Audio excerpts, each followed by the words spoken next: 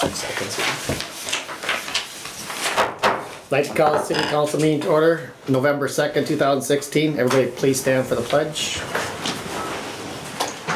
I pledge allegiance to the flag of the United States of America and to the republic for which it stands, one nation, under God, indivisible, with liberty and justice for all.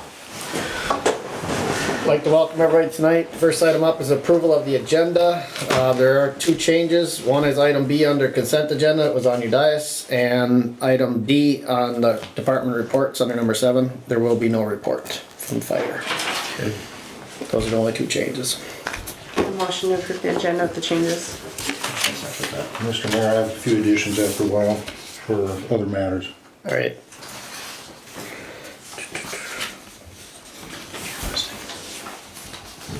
All right, with those, we have a motion and a second. All in favor? You said second, right? Yep. All in favor? Aye. Opposed? Carried. Approval of meeting minutes from October 2nd and October 20th workshop. Is there any questions or comments? If not, I'd look for a motion. I'll make that motion. Second. Any other discussion? All in favor? Aye. Opposed? Carried. Approval of bills to be paid. Anybody have any questions on the bills? Or see something you want? A little more information? Mr. Mayor, I seen one for, the preferred controls for $31,650. Did we have to pay that down? Is that reimbursement or how's that We look? received the check from insurance. We had to do 60% down in order for them to come out and do the work. Okay. So I contacted our insurance claim to make sure that we did it all the correct way so we'll get the money, and they were fine cutting us a check for that amount. Minus obviously our $1,000 deductible. Right. So- I was just wondering Yep. if that's the first payment or what it was. Yep. Okay. That's- Next thing underneath the Visa card, 50308 jackets, is that for the arena? Yes. Okay.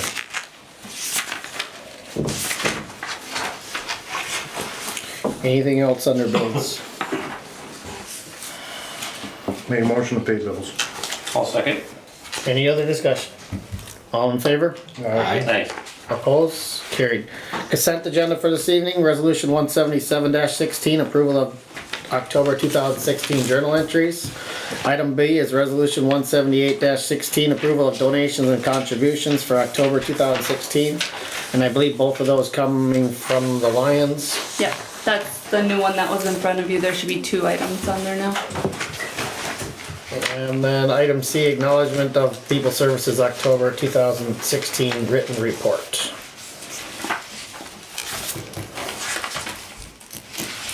Looks good to me. I'll make that motion. I'll second. Any other discussion? If not, all in favor? Aye. Opposed? Carried. Moving on to office hours. Tessa, do you wanna? Want me to take over here? Sure.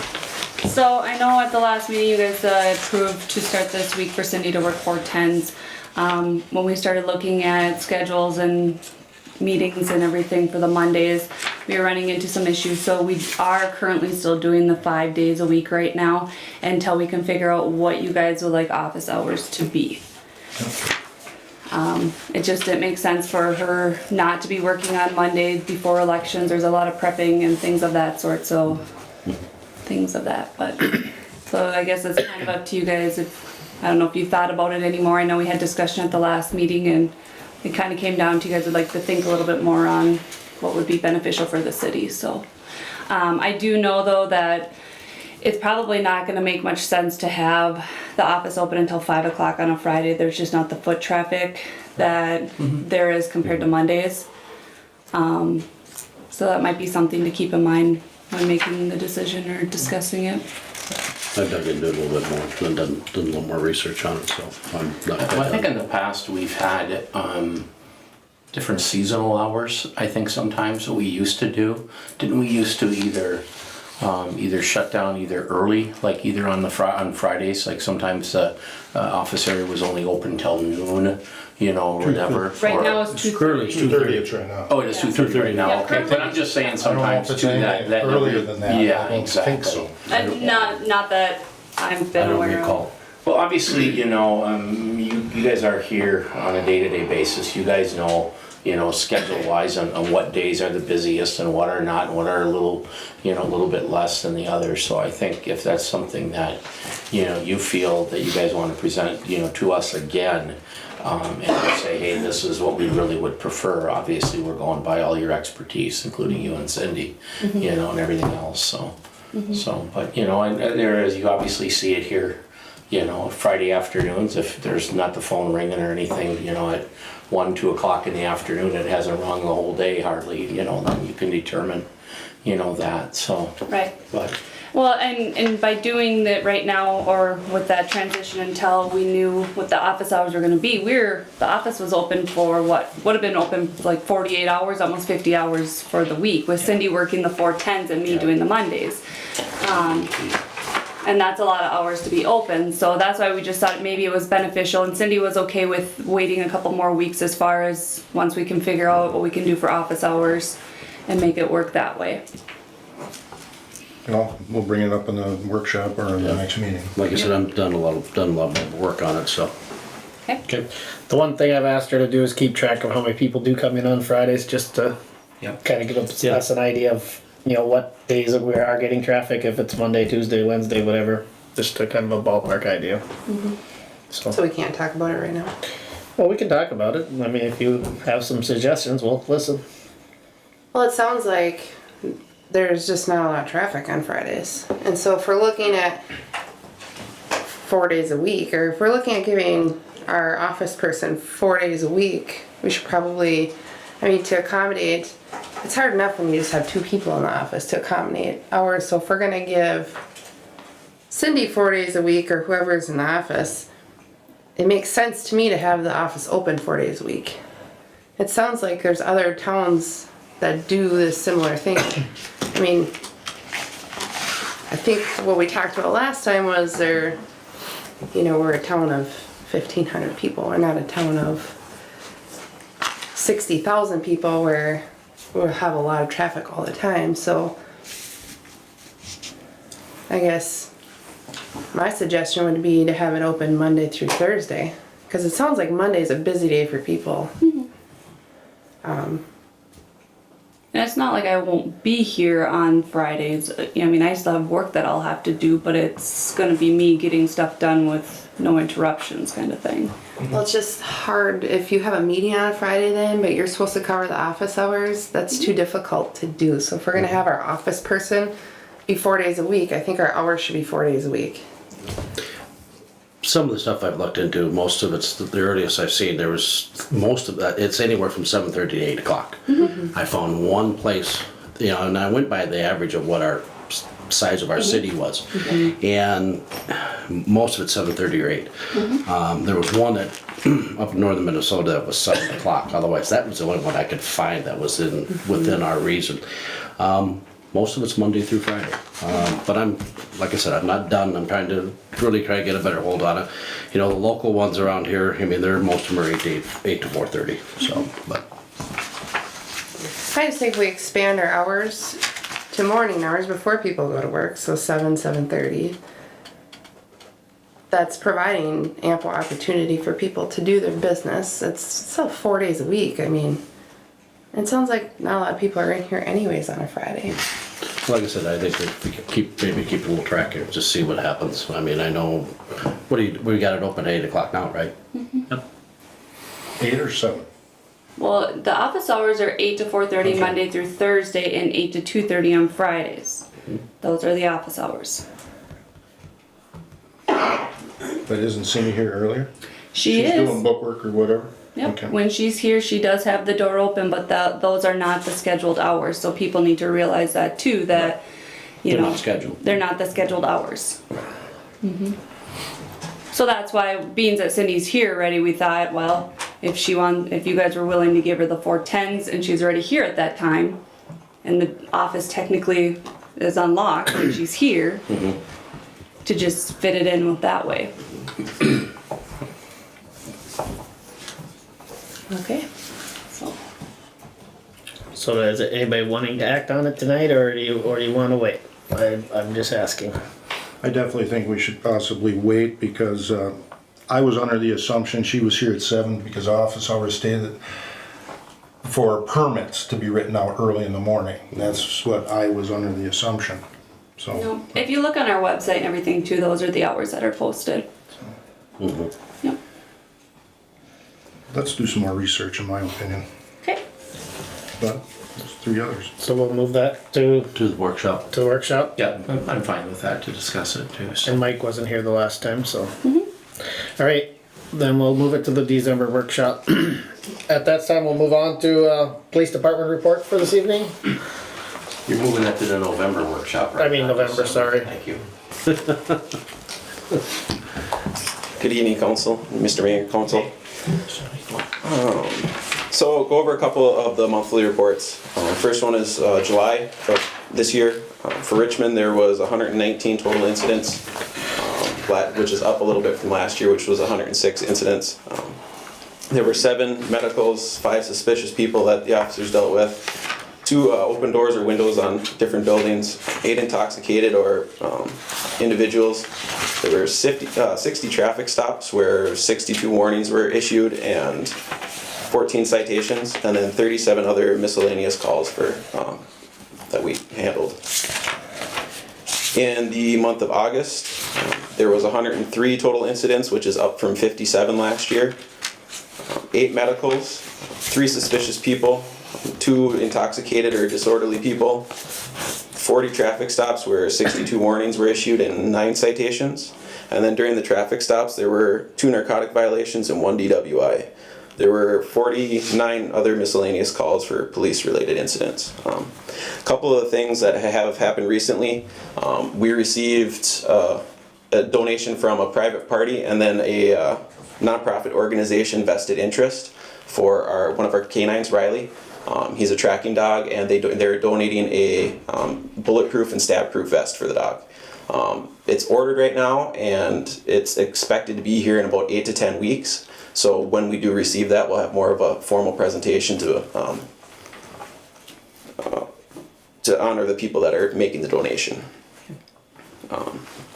Recently, we just did a canine sniff up at the high school, Ricori, on October 14th, and happy to report that we didn't find any violations there, so things went well. And then we were just over in Sauk Rapids today and helped them out with the same thing with the sniff, and we didn't find any over there, so things are going well in that aspect. Good. And we also do have me and Riley have a presentation down in Litchfield for a group of 3rd graders, so. Super. Next thing is the police department kind of wants to extend an invitation to all the local businesses, bars, anybody with a liquor license. We're doing a presentation with the alcohol gambling enforcement through the state of Minnesota. They're going to be doing presentations for checking IDs, fake IDs, how to serve people, when to cut them off, when to contact law enforcement, and just kind of cover a lot of the local ordinances, state laws, that kind of thing, just to clarify if anybody has questions. Probably just a good refresher for anybody that is in that line of work. So that'll be November 21st at 6 p.m. at the Blue Heron in Cold Spring. Is that responsible beverage server training? Yes. 6 p.m.? 6 p.m. And we are sending out flyers, so hopefully everybody just spread the word and hopefully everybody hears about it. Also recently we started using e-citations, which takes the paper citation out of the squads except for a few small incidents, but it streamlines everything. Everything's computer generated, no paperwork's getting lost, everything's getting sent straight to the court, so it kind of streamlines everything for us and helps everything go smoothly. And working in, and at this point a lot of the bugs are worked out, so it's everything's operating the way it should. And I don't know if Chris, I assume he did, but just to thank everybody that helped out, the police, the fire, the volunteers, and everybody that helped out with National Night Out in the end of August. Just again to say thank you, and it was a good turnout for the area, so it's nice to see. But other than that, unless you guys have anything for me. A lot of activity last night, Halloween night. It wasn't bad. It not as bad as it has been in past years. I don't know if it was the Vikings game or the early rain, but a few smashed pumpkins here and there, but there's no other vandalism, anything like that. So the adult Halloween the Saturday before was a little more eventful, but the little kids running around on Monday night wasn't bad at all. So everything over the weekend went well. Thank you. Thank you, Jason. We will skip down to the parks report. Kevin is not coming tonight. Obviously the arena has ice in and they're moving well along. Their first tournament, I believe, is in first part of November. Coming pretty quick here. Open ice, you can go on the website, city's website, to find out when there's open ice for open skate. Centennial Park, he's got it, says it's been winterized and closed for the season. And good news for the Rocori Trail, the closing date for Phase 2 corridor has been set for Thursday, November 17th. The rails are being removed near Rockville. Once closing is complete, construction bids will be sent out for about 1 mile of trail starting in downtown Rockville and moving towards Cold Spring. Their next meeting is November 3rd. It's a short version of his report. I guess I missed one part. Those rolls of turf that the arena had, Clearwater took 5 rolls, Truman took 3 rolls, and Dassel Cokato are taking 6 or took 6. So that should get rid of almost all the rolls. We had 17 rolls, and I know he got a call for somebody wanting the remaining of them too, so. Oh, good.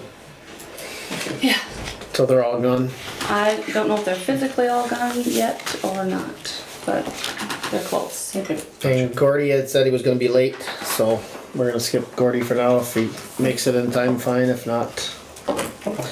At this time, we'll move on to council reports for this evening. The EDA, Pat and Mike. I think Pat will probably have to talk. I believe that Mike- I was not there. Mike was out of town. The ADA met and we had a very good meeting. Vice Chair, Mr. Ricky, called the meeting to order. Discussion on the lot over there again. We did allow one of the local realtors to soft sell. Pre-list. Pre-list, okay? To find out if there's any activity during the winter. We have some activity in our revolving loan fund. We're gonna redo that, some of the workage, some of the verbiage and stuff, so it's a little bit easier. The Blue Bike program, Mike just informed me tonight, it looks like they are digging over at the pavilion to put the shelter or the top saw up. that. Mhm. The enhancement program that we have to help businesses improve their exterior, it was reworked and has increased by what percent, what dollar now? We went from 1,500 to 5,000, So but it's still the 50-50 it's a match. 50-50 split, so a business can actually, to their fronts, remodel it for $10,000 and we'll pay $5,000. To both improve the looks of the businesses, bring more businesses in, whatever, but there is some teeth into it saying that we're not just going to remodel a business for sale because it is on a 3-year program, payback program. After 3 years, there's nothing owed on it, so we'll see. I know there's some interest in it. We'll see how much it goes on with that. So yes, we've been active. There was a lot of discussion on different things of starting a site or to add on to the city site of all the businesses or property for sale in Richmond. A lot of discussion on that, who would keep it up, who would maintain it monthly to find out if items were sold or stuff. So that's still in the works. You know, that was just a discussion period on that. So What is that, Pat? we want to find out all the lots, buildings, residential or commercial, and put them on our website also. So if somebody called up the city of Richmond, they could say real estate for sale and could scan it. But our problem is who would maintain that? You know, to keep it updated. Is there something already existing that we could just contract or utilize? There's something already on the website for that. You know, but the thing is to go out and find out which ones sold, which ones are for sale, you know, so it would take a lot of coordination in between the realtors, private individuals, if they wanted it on it or whatever. So it sounds pretty easy, but, you know, there's gotta be somebody chasing us down and Right. updating it all the Can time. we contract with somebody to do that? I'm sure that, we can bring that back to the EDA, find out if they wanna spend that kind of money, yeah. Yeah. So, other activities, we were looking at if it would in the best interest would find out legalities of the, EDA sponsoring activity in town or something too, so. Something possibly in the winter, we don't know, we're just in the discussion period, so. I believe that's kind of in a nutshell. Pretty much. Anybody have any questions? If not, we'll move on to, Just quick, do we go to or advertise or putting brochures out to any of the conventions or anything that work with EDAs and stuff like that at all? We have sent people to EDA conventions, but do we send our own brochures out to them? No. Okay. We haven't, Okay. that I know of, Do we have in the last 4 years. There is only 1 or 2 EDA conventions, and they're more of a educational convention, you know, for classes and stuff. Yep. Rather than, you know. Do we have a brochure? Do you have a brochure? We have brochures on businesses, enhancement programs, revolving Oh, loan okay, you funds, have all them. all that kind of stuff. And that's what I just wanted. And we've met with, I would say about 90% of the businesses, see what we can help them with in the last, what would you say, Tessa, 2 months? So we've been knocking on doors saying, what can we do for you? That's kind of our theme, our model. Yeah, so. all right. Moving on, planning commission for this evening? That would be me. So we had a really good meeting for planning. Cynthia Smith-Strock, the community planner, came. And we talked about our comprehensive plan. Cynthia had a strong recommendation to update it. It says in the comprehensive plan to be updated every 5 or 10 years, and it was made in 2004, so now we're at year 12. Some of the things that she recommended to update are the demographic data, because we have some community survey data now that we can use. The maps within it, she suggested that we contract with the county. There's a GIS mapper at the county. And she suggested that to save some money, we could contract with Stearns County to do those for us. She said it would take about 1 year to fully update the plan. And she talked about incorporating some technology updates, sustainability, livability, social equity. Those are some of the things that she's working with other cities right now to add into their plans. We also talked a lot about the roles of each entity within the comprehensive plan. So what does the planning commission do? What does the EDA do? What does the city council do? And she's going to be sending some resources our way about roles, and so that we all have a clear expectation of what part we play within the comprehensive planning process. And so she'll be looking for that. She suggested that our first step be a goal setting session with the council, EDA, planning, and recreation, those 4 entities, to talk about really what's important to Richmond and to everybody that's on these 4 committees. And once we get that 10,000 foot level goal setting done, then we can decide and start the process of possibly updating the comprehensive plan if that's where the council would like to go. One thing she did say about the city council, we're supposed to give planning the expectations for future priorities and the broad goals, so this goal setting process would be very important. And I'm trying to think of, I think that pretty much is the gist of what we had at that meeting. Did I miss anything, Tessa? No, I think you got it all. Any questions? Timetable on this meeting, you think? On what? On this meeting of all the not entities, all the committees. Well, that's Is there- something the council has to talk about, if this is what we want to do. If we do, we want to update the comprehensive plan. If we do we want to start with the goal setting? Do we want to use her recommendation of How much are you willing to being spend? step one. We have to spend on it. You know, Right. Cynthia does come with some costs. And how do we wanna, go about that? So that's something that we have to discuss as a council. Did she have a timetable of what when she was gonna send some of this paperwork? She's just gonna send some resources Okay, our way. resources. I just Yeah, I kinda- got the Word document for the actual comprehensive plan that we currently have. She didn't send you the. But I will look that maybe they have come now. It came later today. Okay. Okay. So, I'm thinking it's too much to send it all at once, so probably had to send them in multiple emails because they were big documents. So- But that way, if we are gonna make any changes, instead of paying Cynthia to be typing up our Word documents, either me or Cindy can be doing that. We're gonna be cheaper than her. Right. So that can help save, some money on this too. So if she doesn't get to you probably by the end of the week and follow up with her, just make sure she sends us those. She said she has a PowerPoint that she uses sometimes for cities that it really defines roles and expectations of who plays what part. So I think that would be really interesting. I know it was kind of discussed too that we were possibly not going to be doing like a November, December meeting due to scheduling, a lot going on those 2 months. Whether that changes or not, we can discuss that. So I don't know if you guys wanted to try and put a meeting in between there before your next January meeting, or if you wanted to wait and see where things are at until the new year. So what the planning commission talked about was that we really would like some direction from the council as to where we're gonna go. Because now we're talking about comprehensive planning, but we need direction.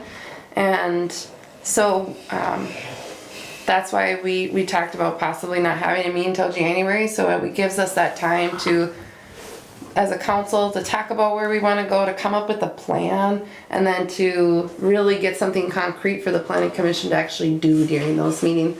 And then if we need to, if there's some kind of zoning or anything comes up, we can always schedule a meeting at that point. But at this point, we really don't have any business unless we get some direction from the council. Okay. Let's give us a direction where we wanna So go. maybe a workshop? And I say Talk about workshop, I think comprehensive that would be something to put on the workshop that we could kind of go through and discuss Okay. some of these topics. planning. Any other questions? Thanks for the report. Move on to Ricori Trail phase. Basically, you summed it up. The main thing with the Ricori Trail is the November 17th closing on there. Once that is done, then like I said, we can send out and get all our bids placed. We would like to get that done. I think the rails have to be off. I want to say it was March or April, somewhere along there. So hopefully we can. What's that? I think March 31st. March 31st, I think it was. Yeah. So we can get. Basically, that thing can get going rolling on by the 1st of April. And I know Kevin did, since he's on the board with us here, he also we picked up a couple signs that we need to do to place on the trails itself, so They installed one today. they did get one installed. Good. Good. So that's where we're at, and then like I said, tomorrow, like I said, we have the meeting tomorrow, and like I said, it's a waiting game left on once we sign this closing on it, and then after that, we can, I know Scott wants to talk a little bit about some engineering and stuff like that, but that'll be very little, but otherwise, the November 17th is a big time, so. Anybody have any questions for the Ricori Trail? All right, Stearns County Municipal Meeting, we held it in Richmond a week ago. Two of the county commissioners were there, and county attorney, assessor, and a few others, and there was 15 cities represented. And the one thing that affects Richmond out of that meeting was brought up by the weed inspector guy, Bob, that our sewer plant, the reeds that are used down there are going to be moved to the endangered species list. So The noxious. or noxious weeds. or whatever, that list. It'll have to be changed in the next 2 to 3 years. They'll have to use a different kind of reed instead of the reeds we're using, because they are spreading, which they shouldn't be doing. So, but he just gave us a heads up that they're going to come down with a plan of how to change them out to something else. Kind of interesting, a few years ago when they were first planted, didn't we purchase millions of ladybugs to have them spread. And I believe we did. And then now they took off, now they're saying they're noxious, they're going to be on noxious weed list. So, it's a game. We gotta do what's there, I guess. Happens. It's the mandates that they put on. Yeah, It's nothing you, It happens. they change it all. they change as they go. Yeah. All right. That's pretty much all I had for that meeting. Any action for council this evening? Should be none. Other matters of concern, Pat, you had a few items? I have a few items. I was contacted about a storm sewer on Rich River Estates area. It's in between the Garrican property and the Tian property. And I took time to go out there and take a look at it. And the problem there is that when the development was developed, the storm sewer there, or the rains runoff, is designed to go into this person's yard, fill up so far, and there's another culvert in the back, and it's supposed to be a couple settling ponds before it goes to the river. Well, the area that is in question is the one right off of the road where it's washing out, and a lot of the fine silt and stuff is going in over this area that's supposed to be absorbing this water. So I don't know if we should, I personally suggest calling an engineer, finding out what we should put more riprap there, some more granite chunks to make sure that it's really digging away. It's a couple of feet down. And especially with the rain this fall. So I feel that we should have our engineer involved in this, because for the simple reason it's dealing with the river, and it's dealing with waterways, and it's dealing with the wetlands. So we don't want to mess up. So that's definitely my suggestion. I don't know what this would cost, but it really doesn't make any difference. I guess we have to take care of this, otherwise it's going to wash out the whole yard and the drainage area. Okay. So, Then we'll have bigger problems. what's that? Then we'll have bigger problems. Then we'll have bigger problems. Now it's time to catch it. And I mean, there's 2-3 feet. They said that, again, they reported they had called in, who knows when. I don't have any idea, in the last 6 months. They said nobody came out and took a look at it. So that's why I want to make sure that it's on TV and that we follow up on this. Yep, it'll be looked into. So, I don't know, do we give Tessa the direction to contact the engineer, or what would you guys like? I think you can figure that out. I haven't heard anything, but okay. Yeah, we'll work on it. We'll go Okay. out and look at it ourselves, document our own pictures, and take the proper steps we need to, and finding out what we need to do to repair it. Yep. So, Okay, so you don't feel we should get the engineer involved yet? well, once we look at the pictures, I mean, part of the repair and what we can do for repairing would be contacting the engineer. Yeah, I mean, I'm not specializing in that, so. I think if she can get a heads up and show them all some of the photos and all that stuff, Yeah. that gives them a head start on it, so it's less engineering time that he puts on the city, so. Yeah. Okay, other items that, how are we doing with our update on the last workshop? We had a complaint letter. Have those pictures been taken care of? And Pictures have been taken, and the letters have been sent out, and we have actually, the police have been notified of all of the properties and are keeping in track. They know when their deadlines are and are monitoring it at this point. Okay, so that's been taken care of. Great. Yeah. How are we doing on our survey? We are making the proper changes we need to make, and it will be sent out by the end of the week for you guys to look at the second draft and get it sent out. Okay. If you could have Gordy or somebody, street department, probably either early morning or late night, the northern end of Jennings's addition. And I think this is some of the areas where we probably annex, and we probably just, once we annex, we kind of left it alone. But the street lighting in that area is very poor. So, It's been like that for years, and it was supposed to be done by the township at the time. well, now it's ours, so, you know. Up to that point, it was, Right, yes. you know, what I'm saying is now it's ours for the last 6 or 8 months, so we should send somebody out there to take, you know, whether it be every intersection or whatever. to Is find that out. Stearns County out there? Stearns County Stearns Electric? Electric, yeah. Stearns Electric. Are you talking on Second or on Jennings out in like 7th Street? 6th or 7th, whatever the last street is. 7th Yeah. Street? Yeah. The only thing we can do is on the city the side. side. We can't do nothing on the other On side the of the other road. side? So, See, the developer was supposed to do it on the other side and never got it. We got it on this side, but it's not on the other side. There's a light on every intersection, just like it is on all the other city streets that are out there. I didn't have a chance to, I have that written down. We've had this go through once before about the lighting on that street. Okay.